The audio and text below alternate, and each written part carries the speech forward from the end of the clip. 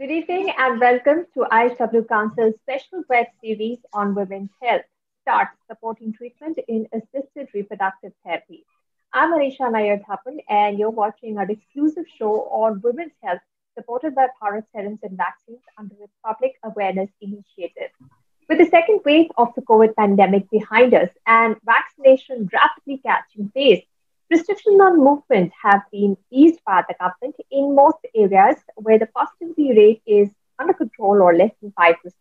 And this has allowed people to return to the offices, take vacations, and restart social mingling, of course, with COVID appropriate behavior.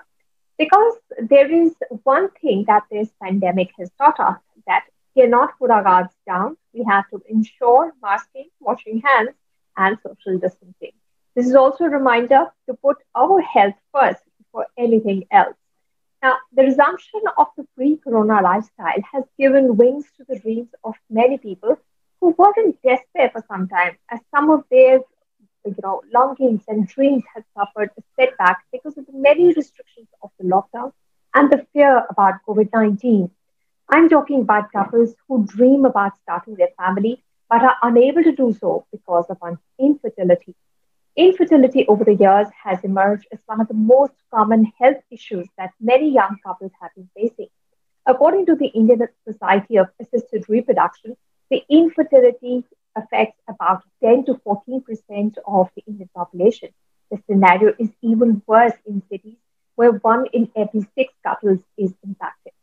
Now, our show is special as we are going to discuss the aspects related to fertility and IVF treatment. Bharat Serum and Vaccines Project Start is an initiative that aims at providing support to couples beyond medicine with initiatives like microfinancing the treatment and counseling. Project Start encourages couples to stay on course for IVF treatment to achieve their goal of parenthood. Today, we'll be talking about dealing with pregnancy after infertility treatment. Now, the new battle begins. On our show, we have an expert joining us to help answer all your queries. Please welcome Dr. Ekika Singh, IVF specialist, Sharda Narayan Hospital, Mau, Uttar Pradesh. Welcome to the show, Dr. Singh. Hi, thank you very much. It's very nice to be on a show which gives awareness to people around. It's really nice to be part of this. Thank you. Dr. Ekika Singh is an award-winning IVF specialist and is among the most sought-after IVF specialists in the Purvanchal region.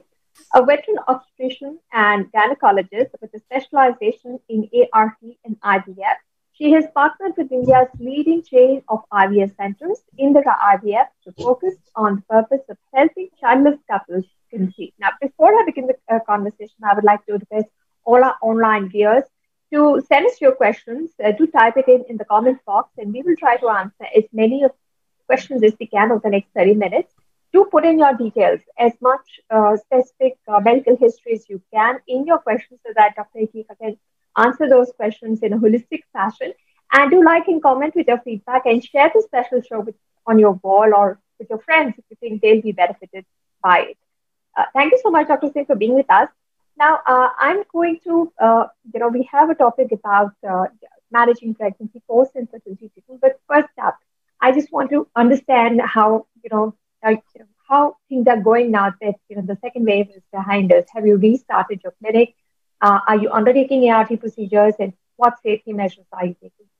Yeah, actually, this was a bad hit. A COVID pandemic was a bad hit for everyone, as far as physically, mentally, financially, everything. It was a bad hit.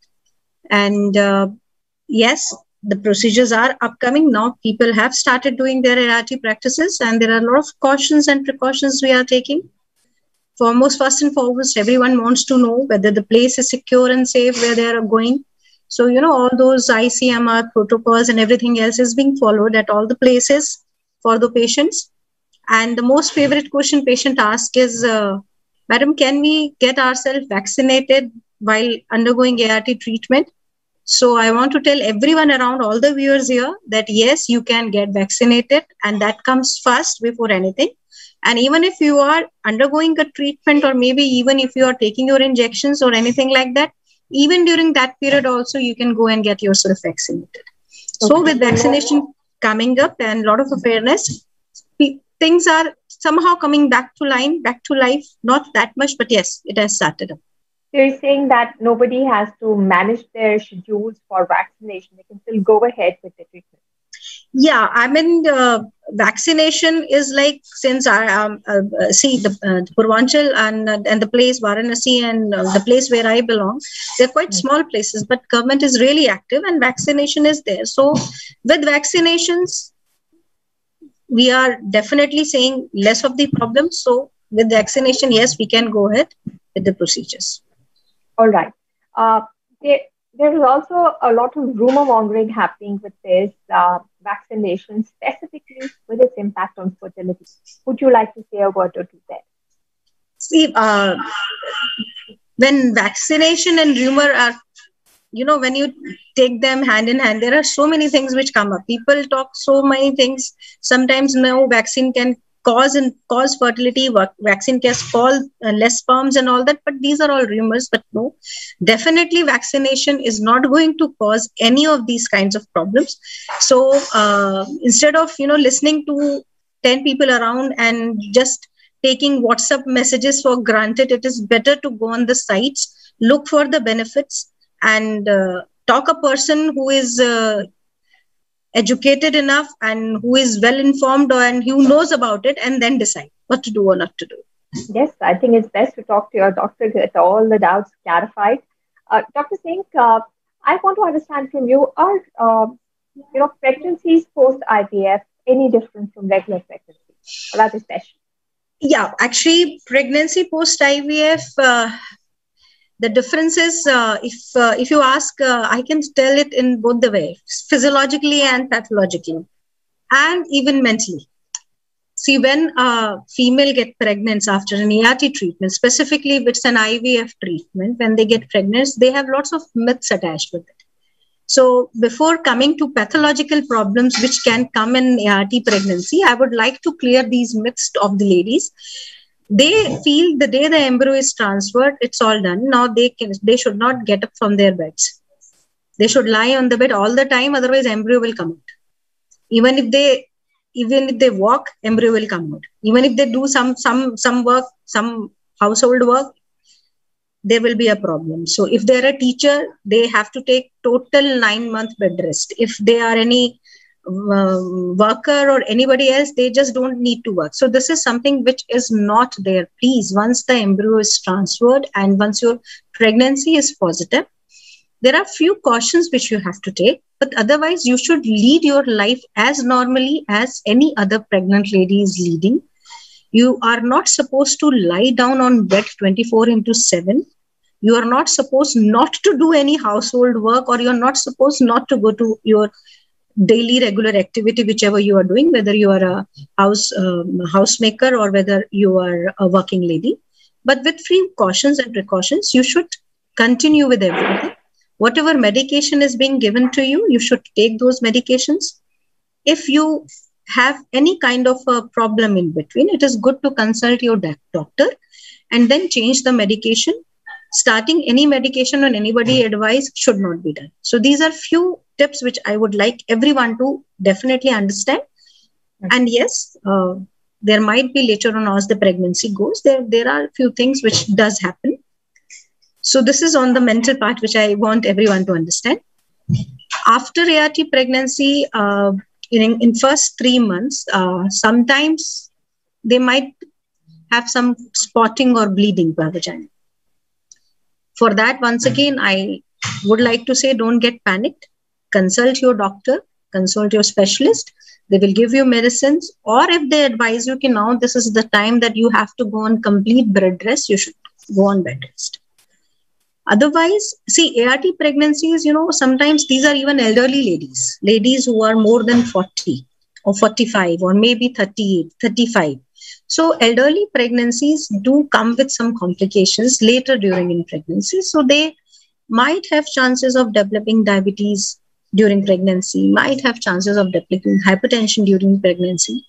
So proper regularly antenatal checkup, that these things can be detected, should be done, and whatever medications are being advised or advice being given to them, they should follow this. All right. Um, during an IVF procedure, I guess you get pumped in by a lot of hormones. So while you're saying it behaves normally, what would be precautions one should take immediately after, testing positive? Because you said first 3 months are delicate, there could be spotting, there's no need to panic. What are your recommendations? Yeah, that's what I said. See, obviously, I mean, one thing, Himani, I would like to clear that, now the ART techniques have advanced so much that we try to mimic it to be as spontaneous as it is normal. Once the embryo is transferred, now the amount of hormones or medicines which are being given are also have reduced a lot, because we try to mimic it according to the pregnancy, according to the cycle. So once the implantation has occurred and you have seen that there is a beautiful sac and the activity is there, so there are a lot of things which are just somehow seen in just like a normal pregnancy. So that's what I have said. Be cautious, but don't be worried. Don't go on complete bed rest, but yes, keep doing your normal activity and whatever the treatment is given to you. Because initially, whenever somebody gets spontaneously pregnant, sometimes they don't eat medicine, sometimes, okay, chalta hai yaar, nahi lenge. But this is here, whatever medicine is being prescribed to you, you should take it regularly and be a bit cautious. Have a normal life, normal routine, and a soft diet, or maybe a normal diet. Don't go for all those spicy foods and the other things which we generally tell to avoid. So that is what you should take care in during first 3 months of pregnancy. And if you have spotting, yes, that is the time your injections or maybe your drugs might be changed. You might be asked to have some rest for few days. That you should do, and then you can continue. If everything goes on normal, then you can continue it normal. All right. Dr. Singh, there are two sides of the spectrum of women who get pregnant after long wait or taking these ART treatments. On one side, they are very excited and they want to do pregnancy yoga and so many other things, go shopping for the nursery and so many things. On the other hand, some women are extremely cautious, scared, anxious. I have to do whatever for the next 9 months to ensure that my baby's safe. So how do you address both these spectrums, women who may be in both these spectrums? Yeah, as I repeatedly said, Himani, I mean, it's always good to be cautious. It's always good to be cautious. Don't be overcautious and don't be too lax. That is what one has to keep in mind. So if you are pregnant, specifically if you have conceived after ART treatment, I will not advise you, if you are a jogger or you are the one who does rigorous exercises, or maybe you are a athlete, then you should pursue everything in a very same pace. No, but a normal activity, whatever you are doing, can be done, but excessive activity should be restrained. That's what should be constrained. All right. What do you say to pregnancy yoga? Yeah, pregnancy yoga is absolutely a beautiful thing one should do. One should do it. Basically, it starts in specific time. Initially, you have to do breathing exercises or maybe small butterfly exercises. Later on in different trimesters, maybe from 0 to 3, 3 to 6, and 6 to 9, there are different sets of yogas which can be definitely pursued. Okay, so yoga can be done safely. Yes. What about diet?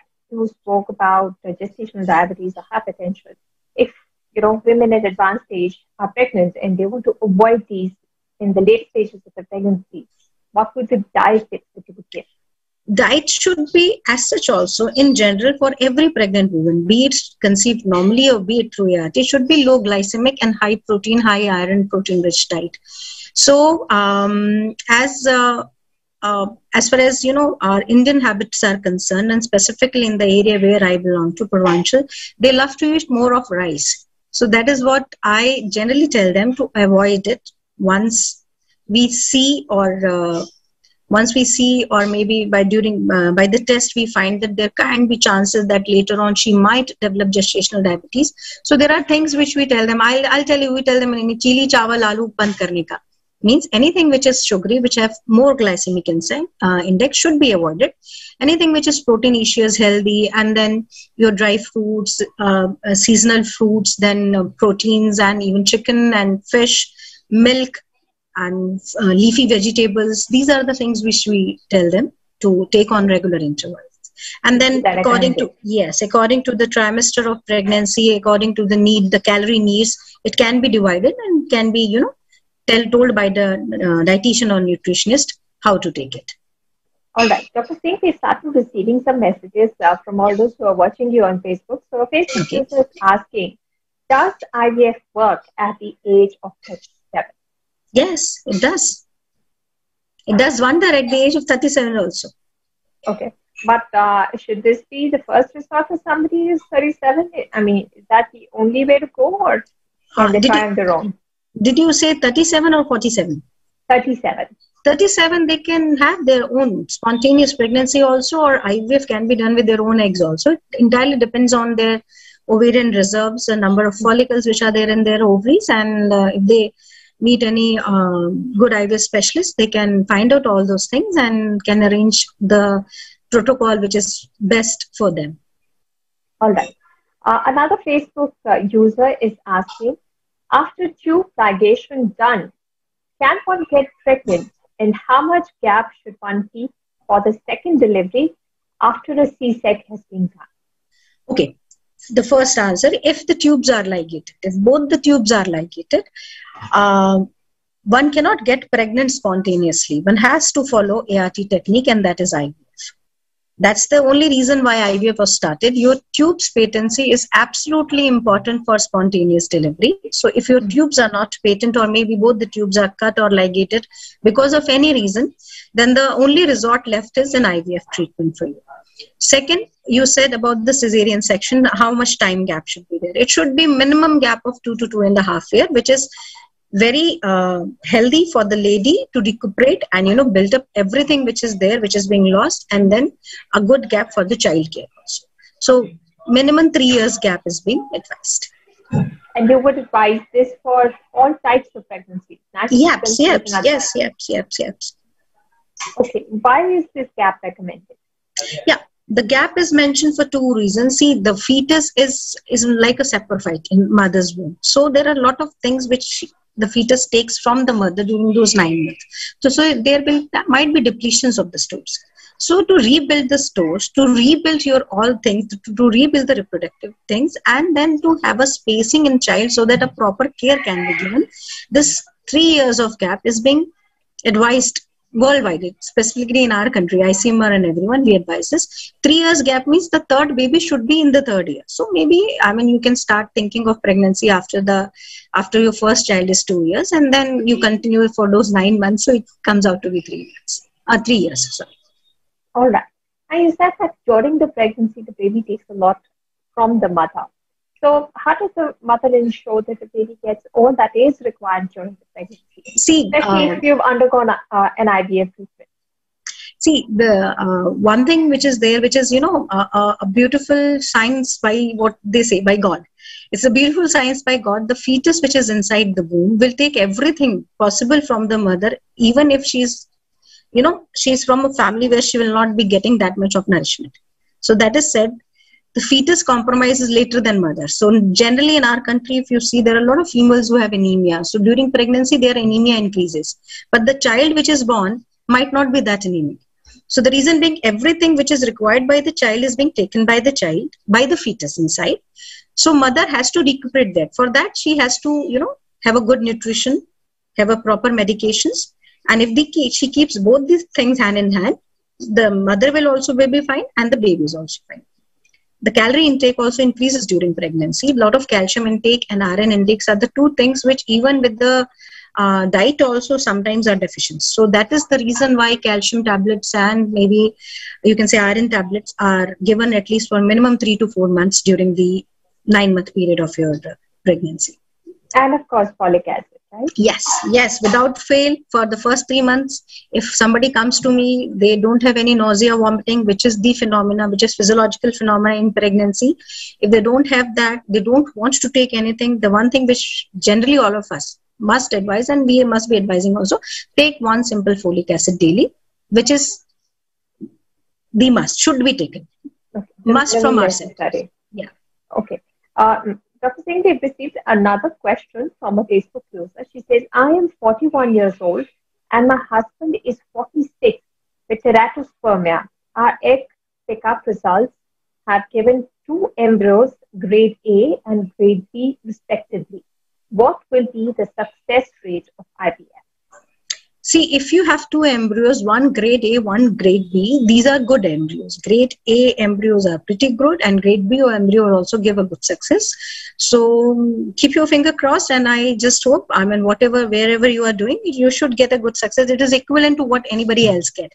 Grade A, grade 1 embryo is what everyone hopes for. So if you have get grade 1 embryos, whatever the, the success rate of the center, you should get equivalent to whatever a young lady who is having that ART protocol is there having. So you will have a good chances. Don't worry. So, Dr. Singh, is there any science to the success rate of IVF? Has it improved over the years?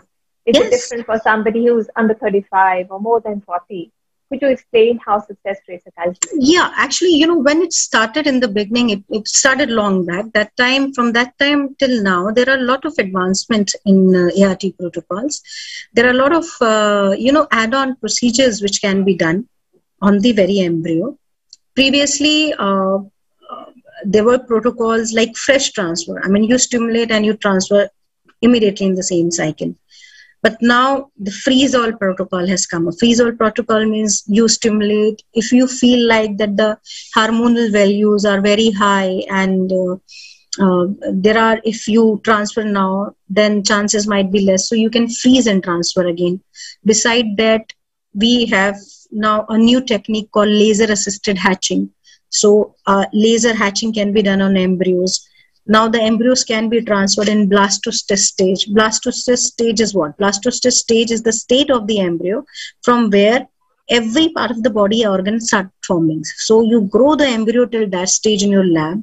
So the survival of that embryo in uterus or in womb is high. So if you transfer such embryos, then obviously the success rate or the pregnancy outcome rates are high. So there are a lot of things which are going internationally, worldwide, to increase the success rate. There are some studies coming on embryo glue kind of a thing. There is a solution which can be used which helps to stick the embryo. That's not very evidence-based. There are not 100% evidence of that, but still there are things which are coming up which does improve the pregnancy outcome for a patient. Okay, but what is the success rate for a 41-year-old woman going in 5 years? Okay, for a 41-year-old woman, the success rate with her self eggs, I mean, if she has her own self eggs, would be probably, you can say, 15 to 20%. Yeah. Otherwise, she has to go for embryo pooling, and then she can get a PGD done on them, genetic diagnosis or genetic screening done on embryos, and if her embryos are good and you applied, and if you transfer them, then yes, the success rate will increase more. So if you start using one or other technique, like a 41-year, she goes on her self egg, we retrieve one embryo one time, but she says, okay, you stimulate again. Next time also you get two sites and you make two embryos. So before transferring these embryos, if I can do PGD on them, I can do pre-genetic screening of those embryos, and if I find them they are euplied, so their success of implantations are much more higher. So this is how we can increase the success at the 41. And I mean at 41, 42, if you don't have eggs in your ovaries, and there are some patients who go in menopause or who might not have eggs, they might advise a donor from the ART specialist. So for them, then those eggs are obviously the success rate increases in that case. It will be more than what is with her self egg. Dr. Singh, could you tell us what is PGD? Does it risk the baby at all, the embryo? See, generally we do it for all those patients who are elderly, because as the woman age increases, there are chances of chromosomal abnormalities which are seen in the embryo or in the fetus. So PGD is like you form an embryo and you take some cells and do a genetic diagnosis of that cell to find out whether this embryo is normal or not, whether all the chromosomes in the embryos are normal or not. And if it is normal, we call it euploid embryo, and then we transfer it to the patient.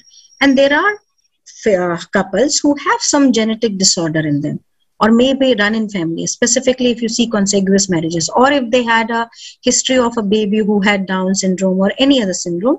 So in such cases, once you make their embryos, those embryos can be tested genetically before transferring them. And if they are euploid, then we transfer them. So the chances of having a normal baby increases with PGT technique. It is used in variety of patients who had genetic abnormality. So it can be used in those patients and in elderly patients. Or maybe patient with recurrent abortion who is aborting again and again and you don't know the reason. So again, those embryos can be genetically tested. If there is any kind of aneuploidy, then yes, they...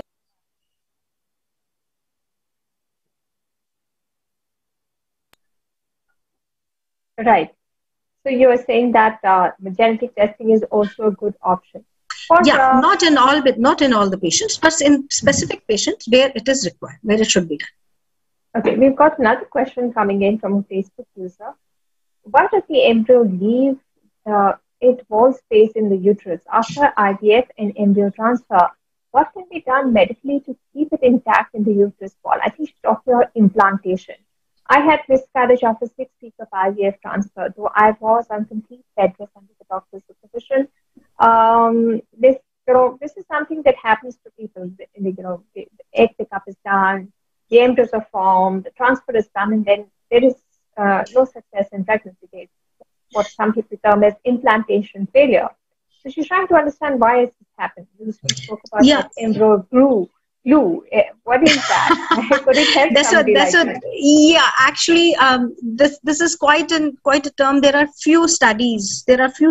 Which have showed there are few products which can use which to help embryo stick, but how much evidently and how much evidently proved they are, I cannot comment. So they are not something which is ek jadoo ki chhadi that you use it and then everything goes on fine. No, see, implantation is a very complex process. So we scientists all over the world have found out a technique by which we can at least make an embryo outside in vitro, and then we can grow it to the blastocyst stage. But once you transfer it inside the uterus, whatever mechanism which goes inside the uterus is still something which we have not got hold of. Not that one key, that this is the key, if we do this, everything will be 100% fine. So implantation is something which is still a gray area or an area, a black hole, like a black hole kind of a thing for all of us. But yes, if there are repeated implantation failures, then different things are being done. There is a test called ERA, which we do, endometrial receptivity assay, by which we try to find out the window of receptivity. I mean, this is the best time. If I transfer the embryo, endometrium is absolutely ready to engulf it in. And then few blood tests of the mother, few killer cells. There are a lot of things, an array of tests which is done in recurrent implantation failure. But if you have one failure, I mean, you have gone for the cycle, your endometrium is absolutely fascinating good, and you have a very grade 1 embryo, transfer was good, and still you have not conceived, practically telling you, not everyone can answer that question. And one transfer, if you have not conceived, don't lose hope. You will definitely get pregnant if everything is fine. If not in first go, maybe by the second time you'll get pregnant. So because nobody can say that, it's 100% once we transfer the embryo, because that 100%, yes, because that 100% wala wo jo key hai, it is not with anybody around. So that's it. Okay. So just don't lose your heart. But if everything is fine, maybe not in first go, in second go, you will definitely get pregnant. Right. Dr. Singh, we're a little tight on time, so I'll take up one last question that's coming from a Facebook user. She's saying, I'm 32 years old. My husband is suffering from low count and slow motility. Is this the right time to take a call on IVF? See, you are 32 and the husband is having low count and low motility. How much low count and how much low motility, that you must have been told by your doctor. And I just want to tell everyone through your view that, Asian ladies, specifically Indian women ovaries age much faster than that of European and American. So at the 32, whatever ovarian reserve or AMH level you are having, that might be not sufficient enough. So go ahead, get yourself checked with your infertility specialist. If you find that your ovarian reserve in the moderate range, your marriage is more than 5-6 years, you have been trying a lot, yes, it is the time that you can go and take up an IVF call. Specifically, if the count is less than 5 million, then you should not wait. All right. Thank you so much, Dr. Singh, for joining us and answering so many questions that you have taken up today on infertility treatments, on pregnancy, after infertility treatment, and the care to take. Thank you so much for joining us today. Thank you. Thank you. It was nice joining you, and it was very great answering all the questions. So, anytime. Thank you, Dr. Singh. Thank you. So that was Dr. Singh answering all your questions on IVF and fertility treatments. If you have more questions, you can send them to us via WhatsApp. You just have to press on the WhatsApp button on Facebook page and click on it and send us your questions. We will try to take them up in our subsequent shows. Don't forget to follow us and stay updated on all that concerns your health and well-being. This program was supported by Bharat Serums and Vaccines under its public awareness initiative. We'll be back again with another show on women's health. Do follow us on Facebook to get all the updates on our upcoming shows. Keep sending us questions and we will try to include them in our next show. Stay at home till then and stay safe. Goodbye and see you soon. Thank you.